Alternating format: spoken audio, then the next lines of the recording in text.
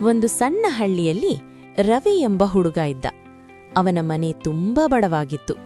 ಅವನ ತಂದೆ ಕೂಲಿ ಕೆಲಸ ಮಾಡ್ತಿದ್ರು, ತಾಯಿ ಮನೆ ಕೆಲಸ ಮಾಡ್ತಿದ್ರು. ಹಣ ಕಡಿಮೆ ಇದ್ರೂ ರವಿಗೆ ಒಂದು ದೊಡ್ಡ ಕನಸಿತ್ತು. ಒಂದು ದಿನ ದೊಡ್ಡ ವ್ಯಕ್ತಿಯಾಗಬೇಕು ಎಂದು. ಪ್ರತಿದಿನ ಶಾಲೆಗೆ ಹೋಗಲು ಅವನು 5 ಕಿಲೋಮೀಟರ್ ನಡೆದು ಹೋಗ್ತಿದ್ದ. ಕೆಲವೊಮ್ಮೆ ಹೊಟ್ಟೆ ತುಂಬಾ ಊಟವೂ ಇರಲಿಲ್ಲ. ಆದ್ರೂ ಅವನು ಒಂದು ಮಾತು ನೆನಪಿಟ್ಟುಕೊಂಡಿದ್ದ.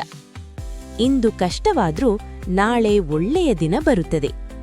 ಒಮ್ಮೆ ಅವನ ಪರೀಕ್ಷೆಯಲ್ಲಿ ಅವನು ಕಡಿಮೆ ಅಂಕ ಪಡೆದ. ಸ್ನೇಹಿತರು ಕೆಲವರು ನಗಿದರು.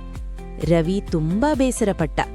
ಆದ್ರೆ ಅವನ ತಾಯಿ ಒಂದು ಮಾತು ಹೇಳಿದ್ರು: ಕಷ್ಟ ಬಂದಾಗ ಓಡ್ಬೇಡ, ಅದನ್ನೇ ಮೆಟ್ಟಿಲಾಗಿ ಮಾಡಿ ಮೇಲೆ ಏರು.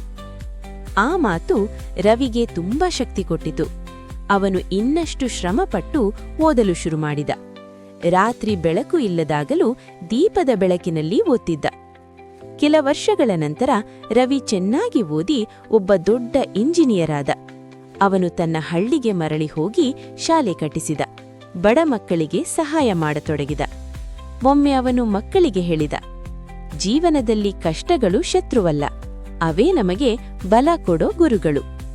ಆ ದಿನದಿಂದ ಆ ಹಳ್ಳಿಯ ಮಕ್ಕಳಿಗೂ ಕಥೆಯ ಸಂದೇಶ: ಜೀವನದಲ್ಲಿ ಕಷ್ಟಗಳು ಬರುತ್ತವೆ, ಆದರೆ ಧೈರ್ಯ, ಪರಿಶ್ರಮ ಮತ್ತು ನಂಬಿಕೆ ಇದ್ದರೆ ಯಾವ ಕಷ್ಟವನ್ನು ದಾಟಬಹುದು. ನಮ್ಮ ಹೊಸ ಚಾನೆಲ್ಗೆ ಸಪೋರ್ಟ್ ಮಾಡಿ.